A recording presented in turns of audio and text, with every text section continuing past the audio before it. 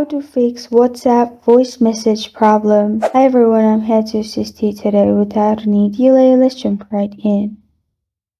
First, open Settings on your device. Here, click on Apps and Notifications. In Apps and Notifications, click on WhatsApp. After you've selected WhatsApp, click on Permissions, which is the second option.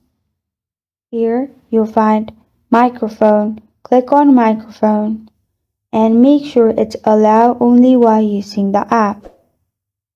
After you've done that, go back and click on Storage and Cache. Click on Clear Cache.